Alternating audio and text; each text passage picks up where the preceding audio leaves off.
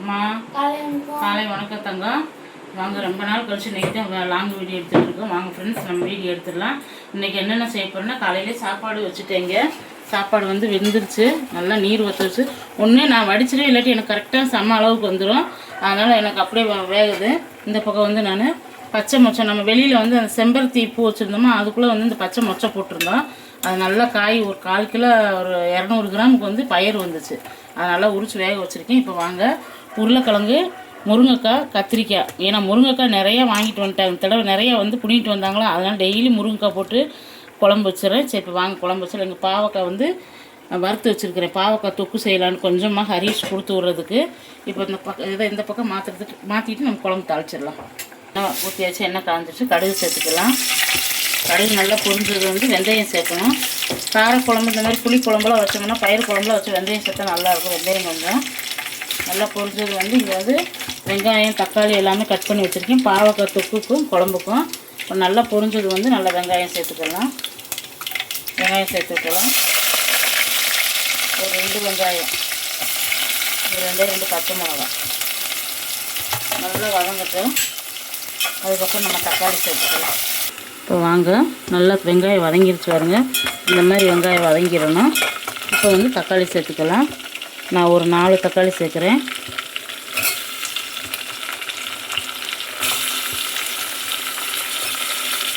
தக்காளி வந்து நல்லா வதங்கிட்டு, நானே வீடியோ எடுத்துட்டு நானே சமைக்கிறேன் பாருங்க.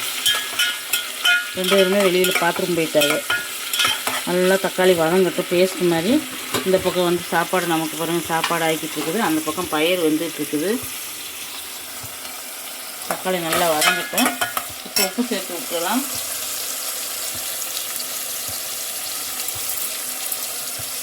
உப்பு சேர்த்து வச்சு நல்லா வதங்கிட்டு, இந்த குழம்பு யோகாஸ் மசாலா போட்டோம்னா நம்ம வெங்காயம், தக்காளி, தேங்காய் இது 3 மட்டும் அரைச்சி வச்சுருக்கிறேன். வணக்கி அரைச்சி வச்சுருக்கிறேன். சூப்பராக இருக்குது. இந்த மாதிரி நீங்கள் குழம்பு வச்சு பாருங்கள். நாங்கள் ஹரிசு, அவங்க அப்பா, நாங்கள் 4 பேர் இருந்தோம்னா நான் எதுவுமே தேங்காய் அரைக்க மாட்டேன். நான் சும்மா வெறுமனையாக அந்த குழம்பு தூள் மட்டும் போட்டு புளி கரைச்சி வச்சுருவேன். ஆனால் ஆளு இருக்கிறதுனால கொஞ்சம் தேங்காய் அரைச்சி ஊற்றுறேன். இப்போ நல்லா வதங்குது. தக்காளி கொஞ்சம் பேஸ்ட் மாதிரி வதங்கினதுக்கப்புறம் நம்ம காய் சேர்க்க முடியும். தக்காளி வந்து நல்லா வதங்கிடுச்சு. இந்த மாதிரி வதங்கிடணும். இப்போ வந்து கருவேப்பிலை சேர்த்துக்கலாம். தக்காளி வதக்கிட்டு இருக்கிறேன். வீடியோ எடுக்கிறது என் ஹரிசு உட்காந்து ஃப்ரீயாக வந்து படிச்சுட்டு இருக்குதான். படிக்கிறது இல்லை, சும்மா விளையாண்டுக்கிட்டே இருக்குது. உருளைக்கிழங்கு, கத்திரிக்காய், முருங்கைக்காய் 3 சேர்த்துலாம். நல்லாயிருக்கும். இந்த மாதிரி 3 சேர்த்து செஞ்சோம்னா, இதிலே கருவாடு போட்டோம்னாலும் சூப்பராக இருக்கும் இந்த குழம்புக்கு வந்து. ஆமாம், நேற்று எத்தனை மணிக்கு போனேன்? 1:30 போயிட்டியா பஸ்ஸு? இப்போ வண்டியில் போயிட்டுப்பா அந்த அக்காவோட. இப்போ நல்லா வேகட்டும். வெந்ததுக்கப்புறம் நம்ம இந்த பயிரை சேர்த்துட்டு மசாலா சேர்த்துடலாம். காய் நல்லா வதங்கிடுச்சு. இது ஒரு 5 நிமிஷம் நல்லா வதக்கணும். இப்போ கொஞ்சம் மஞ்சத்தூள் சேர்த்துடலாம். நம்ம குழம்பு தூள்லேயே மஞ்சத்தூள் இருக்கும், இருந்தாலும் நம்ம மஞ்சத்தூள் கொஞ்சம் சேர்த்துடணும். நல்லாயிருக்கும் கலர் ஃபுல்லாக போட்டு. இப்போ நம்ம நல்லா வதக்கிடலாம். இப்போ வேக வச்சு பச்சை மொச்சை நல்லா இருக்குது இந்த குழம்பு. பச்சை மொச்சை அப்படியே சேர்த்துடலாம்.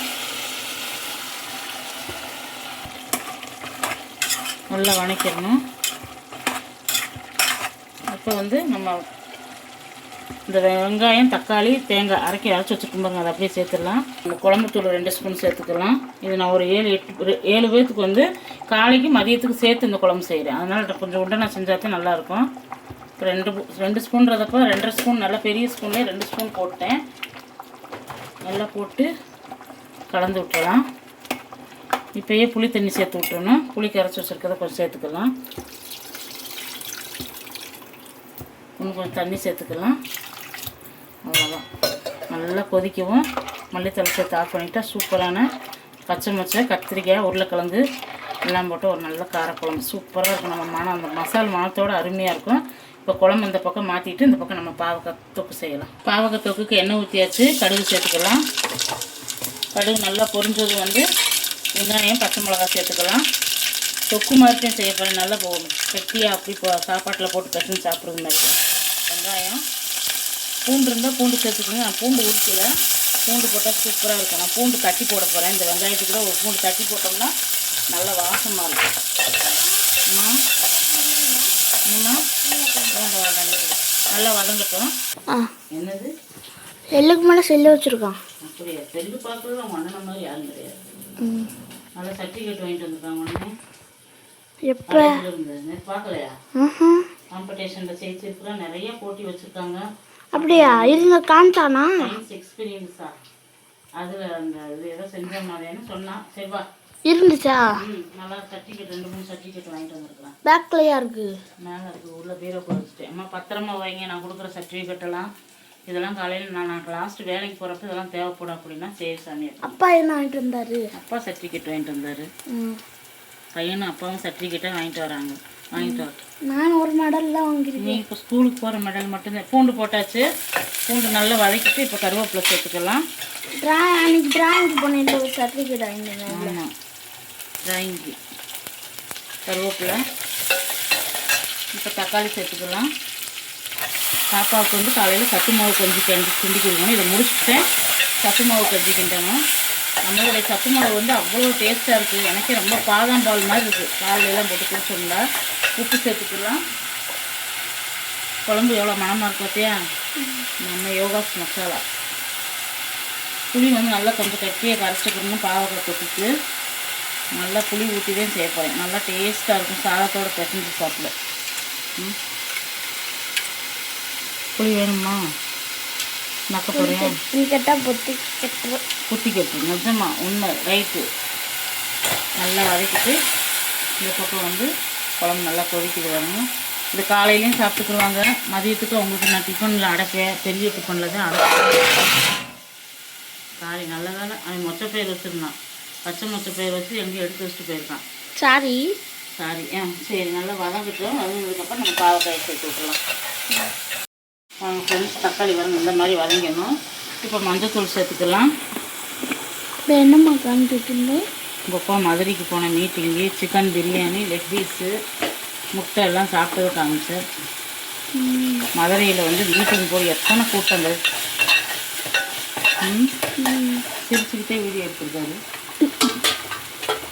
குழம்பு வந்து நல்ல மனம்.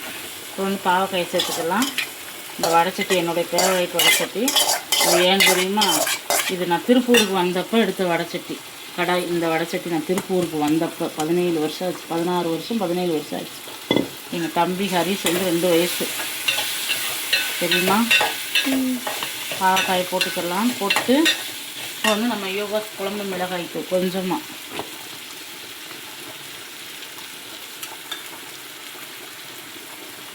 போடும். இந்த அளவுக்கு இந்த குழம்பு நல்லா கொதிச்சிருச்சு.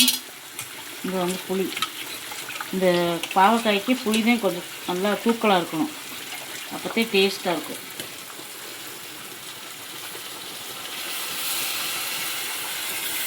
அவ்வளோதான். நல்லா வேகட்டும். வெந்ததும் அப்படியே ஆஃப் பண்ணிடணும். தொக்கு மாதிரி எப்படி செஞ்சிடணும். கொஞ்சம் அப்படி கிரேவி பதத்துக்கு இருக்கணும், தொக்கு பதத்துக்கு இருக்கணும். அப்போ தான் டேஸ்ட்டாக இருக்கும். வேறு எதுவுமே சேர்க்க வேண்டாம். அவ்வளோதான். நல்லா இந்த பக்கம் குழம்பு நமக்கு நல்லா ரெடி ஆகிடுச்சு. குழம்பு மல்லித்தலை சேர்த்து ஆஃப் பண்ணிடலாம். இந்த அளவுக்கு போதும். எப்படி கெட்டியாக இருக்குது வருங்க. இப்போ ஊற்றி சாப்பிட்றது கரெக்டாக இருக்கும். ஃப்ரெண்ட்ஸ், குழம்பு ரெடி ஆகிடுச்சு. நான் ஆஃப் பண்ணிட்டேன். குழம்பு வந்து சூப்பராக இருக்குவாங்க. எண்ணெய் பிரிஞ்சு வந்து இப்போ நம்ம மல்லித்தலை சேர்த்துலாம். கொஞ்சம் மல்லித்தலை கருவேப்பிலை சேர்த்துடலாம். மெட்டாப்பில் இந்த மாதிரி கார குழம்புக்கு சேர்த்தோம்னா சூப்பராக இருக்கும். மூடி வச்சிடலாம். இந்த பக்கம் வந்து நமக்கு பாவக்காய் புளித்தொக்கு ரெடி ஆகிடுச்சு. ரொம்ப சூப்பராக இருக்குது. இந்த மாதிரி இருந்தால் மட்டும்தான் சாதத்தில் போட்டு பிசைஞ்சு சாப்பிட முடியும். நல்லாயிருக்கும். அதே கொஞ்சமாக தேங்காய் துருவல் சேர்த்துக்கலாம். லைட்டாக தேங்காய் துருவல் சேர்த்தோம்னா நல்லாயிருக்கும்.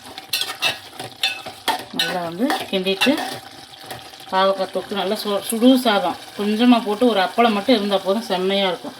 கொஞ்சமாக கருவேப்பிலை மல்லித்தலை மேட்டாப்பில் போட்டு அடுப்பு ஆஃப் பண்ணிடலாம். எப்படி இருக்கு வரும். இந்த மாதிரி ரொம்ப ட்ரையாக இருக்கக்கூடாது. இந்த பாவக்காயை சாதத்தில் போட்டு சாப்பிட்லாம். தோசையோடு வச்சு சாப்பிட்றது கூட சூப்பராக இருக்கும். கசக்காது. ஏன்னா புளியிலே நம்ம 10 நிமிஷம் நல்லா புளியிலே வேக வச்சிட்டோம். அதனால் கசக்காது. இப்போ அடுப்பு ஆஃப் பண்ணிவிட்டு நம்ம சத்து மாவு கஞ்சி கிளறிடலாம். சத்து மாவு நான் டப்பாவில் எடுத்து வச்சுருக்கேன். நம்ம பேக்கெட்டையும் காமிக்கிறேன் பாருங்கள். இப்போ நம்ம சத்து மாவு எப்படி கிளறிலாம் பார்க்கலாம். இப்போ நமக்கு ஒரு 2 ஸ்பூனு போட்டு நம்ம கிளறோம்னா அதுக்கு தேவையான தண்ணி வச்சுக்கலாம். உங்களுக்கு 2 டம்ளர் வைங்க. அப்போ தான் கரெக்டாக இருக்கும். அளவு எனக்கு தெரியும். அதனால் நல்லா தண்ணி கொதிக்கிறதுக்கு முன்னாடியேவும் நம்ம வெல்லம் 1 கப்பு வெல்லம் சேர்த்துலாம். நீங்கள் தயிர் ஊற்றி சாப்பிட்றதா இருந்தால் நம்ம சத்து மாவு கஞ்சியில் வெல்லம் சேர்க்க வேண்டாம். நல்லா கஞ்சி மட்டும் காய்ச்சிட்டு அப்படியே தயிர் ஊற்றி சாப்பிடுங்க. வெங்காயம் போட்டு செம்மையாக இருக்கும். நம்ம பாப்பாவுக்கு கிளறி கொடுக்கணும். அந்த பிள்ளை இனிப்பாக கேட்டுச்சு. தேங்காய் பூ போட்டு நம்ம சத்து மாவு வந்து ஒரு பாயாசம் மாதிரி எப்படி செய்ய போகிறோம்னு பாருங்கள். இப்போ வெள்ளம் நான் உடச்ச வெள்ளம் வந்து இதில் மண் கல் எதுவுமே இருக்காது. நம்ம டிமார்ட்டில் வாங்கினது அப்படியே சேர்த்துடலாம். நல்லா கொதிக்கட்டும். டெய்லி அவங்க அப்பா புது வாட்டுக்கு எலக்ட்ரிஷியன் மீட்டிங் போனால் வாங்கிட்டு வந்துடுறாரு. அப்புறம் சங்கத்து மீட்டிங் போனால் எல்லாத்துக்கும் வாங்கிட்டு வந்துடுறாரு. வாட்டர் கேன் புது வாட்டர் கேன் வாங்க. பாப்பா டெய்லி ஒரு வாட்டர் கேன். இந்த நேற்று வந்து மதுரைக்கு போயிருந்தாங்க பாருங்க. மதுரைக்கு வந்து வணிகர் சங்கத்தில் மீட்டிங்கு, அதில் தலைவர் போஸ்டிங் எடுத்துட்டாரு. அதனால் வாட்டர் கேன் கொடுத்துருக்காங்க. எடுத்து காமிங்க. நான் அதுக்குள்ளே இந்த தண்ணி கொதிச்சிருச்சு. இப்போ வாங்க சத்து மாவு கஞ்சிக்கு வந்து நம்ம ஒரு 2 ஸ்பூன் அளவு சத்து மாவு போட்டுக்கலாம். உங்களுக்கு எந்த அளவுக்கு தேவையோ அந்த அளவுக்கு சத்து மாவு சேர்த்துக்கோங்க. நான் 2 ஸ்பூன் சேர்த்துருக்குறேன். இதில் இப்போ தண்ணி விட்டு இப்போ நம்ம கலந்துக்கலாம். சில்வர் வாட்டர் கேன் இங்கே பாருங்கள். இந்த மாதிரி வாட்டர் கேன் என்கிட்ட நிறைய இருக்குது. பீரோக்குள்ளேயே அவ்வளோ வாட்டர் கேன். அவங்களுக்கு வந்து அந்த அப்பா ஒரு இது போட்டிருக்காங்க. ராஜாமணி. இந்தா பார்த்துக்கோங்க. நல்லா சத்து மாவு வந்து இப்போ கிளறிக்கலாம். இதுதான் பாப்பா வந்து ஏதாவது ஒன்று காமிச்சிட்டு நல்ல மனம் ஃப்ரெண்ட்ஸ். சூப்பராக இருக்குது மனம். அந்த பாதாம் பருப்பு, அந்த சிறுதானியம், நவதானியம் எல்லாமே, அந்த அரிசி, கருப்பு கவுனி அரிசி எல்லாமே ஒரு சோளம், மக்காச்சோளம், கம்பு எல்லாமே ஒரு 26 ஐட்டம் சேர்த்து நம்ம ரெடி பண்ணியிருக்கோம். அதனால் இந்த சத்து மாவு வந்து அவ்வளோ டேஸ்ட்டாக மணமாகவும் இருக்குது. நான் இந்த இதுக்கு வந்து இவ்வளோதையும் போடுறேன் மாவு. பார்த்துக்கோங்க. நீங்கள் வெல்லம் சேர்க்காம தயிர் ஊற்றுறீங்கன்னா வெறும் தயிர் மட்டும் ஊற்றி செய்யுங்க. செம்ம சாப்பாடு இதை செஞ்சுட்டு இந்த கஞ்சி செஞ்சுட்டு அதுக்கப்புறம் ஆற வச்சு தயிர் ஊற்றி சாப்பிடுங்க. இப்போ நம்ம அப்படியே ஊற்றி கிளறிடுறாங்களா. இப்படி ஒரு விஸ்கு இருந்தால் விஸ்கு வச்சுக்கோங்க. இப்போ அப்படியே ஊற்றிக்கலாம். 2 ஸ்பூனு தான் போட்டிருக்கேன் பாருங்கள். எவ்வளோ வரும் பாருங்க நமக்கு கஞ்சி. நல்லா வேகட்டும். இந்த மாதிரி விஸ்கு இருந்தாத்தையும் கட்டி எதுவுமே கட்டாமல் இருக்கும். இதுலேயும் கொஞ்சமாக தண்ணி ஊற்றி இப்போ கலந்து உள்ளே சேர்த்துக்கலாம். இது பாருங்க. நல்லா கிளறிட்டு வேகட்டும். ஒரு 5 நிமிஷம் தான் நமக்கு சத்து மாவு. ஏன்னா நம்ம நல்லா வறுத்துருக்கோம். எல்லாமே வறுத்ததுனால நம்ம ஒரு 5 நிமிஷம் மட்டும் இருந்தால் போதும். நல்லா சூப்பராக கெட்டியாயிரும் பாருங்க. ஆயிடுச்சு பாருங்க. 2 ஸ்பூனு தான் போட்டேன் பாருங்க. எப்படி ஆயிடுச்சு பாருங்க. இது ஒரு நம்ம 3-4 பேர் வீட்டில் குடிக்கலாம். 2 ஸ்பூன் போட்டு 4 பேர் குடிக்கலாம்.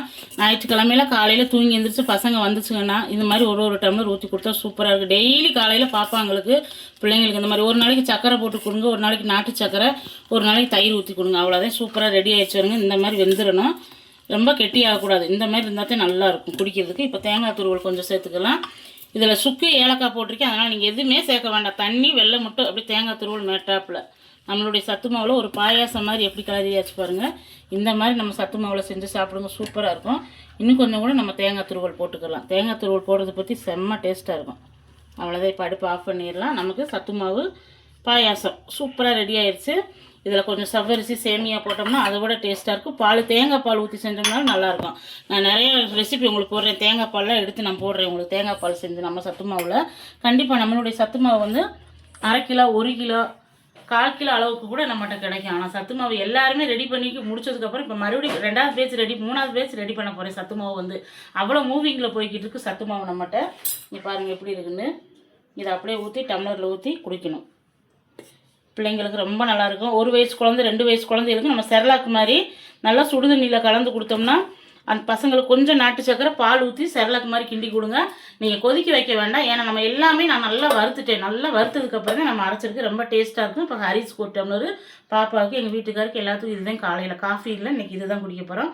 அவ்வளோதான் ஃப்ரெண்ட்ஸ். நம்ம வீட்டில் வந்து இன்றைக்கி என்னென்ன செஞ்சுருக்குன்னு பார்த்துலாமா வாங்க. இப்போ ஹரிஸ்க்கு வந்து கொஞ்சமாக சாதம் போட்டு கொடுத்துறேன். பாவக்காய் தொக்கு வேணுமா குழம்பு வேணுமாப்பா? குழம்பு ஊற்றுறேன். மதியத்துக்கு வந்து பாவக்காய் தொக்கு சாப்பிட்டுக்கோங்க. குழம்பு பாருங்க எப்படி இருக்குது. ஹரி சாப்பிட்டு போயிடும். இவ்வளோதான் சாப்பிடுவோம். இதுவே அதிகம். அவ்வளோதான் ஃப்ரெண்ட்ஸ். நம்ம வீட்டில் வந்து நல்ல மொச்சப்பயிர் பச்சை மொச்சை போட்டு நல்ல உருளைக்கிழங்கு, முருங்கைக்காய், கத்திரிக்காய் போட்டு காரக்குழம்பு, இங்கே சத்து மாவு கஞ்சி, இங்கே வந்து பாவக்காய் தொக்கு. செம்மையாக இருக்கும் இந்த பாவக்காய் தொக்கு. அவ்வளோதான் ஃப்ரெண்ட்ஸ் நம்ம வீட்டில். இந்த ரெசிபி எல்லாமே உங்களுக்கு ரொம்ப பிடிச்சிருக்குன்னு நினைக்கிறேன். பிடிச்சிருந்தா நம்ம யோகா சேனல் லைக் பண்ணுங்கள், ஷேர் பண்ணுங்கள், கமெண்ட் பண்ணி சப்ஸ்கிரைப் பண்ணிக்கோங்க. அப்போ தான் நான் போடுற வீடியோ தொடர்ந்து உங்களுக்கு வரும். கண்டிப்பாக நம்ம சத்துமாவு செஞ்சு சாப்பிடுங்க. கண்டிப்பாக 1 வயசு குழந்தை, 2 வயசு குழந்தை கொடுங்க. அவ்வளோ டேஸ்ட்டாக இருக்கும். உடம்பு நல்லா வரும், பூஸ்ட்டாக வரும் பசங்களுக்கு. நாளைக்கு வீடியோ நாளைக்கு பார்க்கலாங்களா? Bye friends. தேங்க்யூ.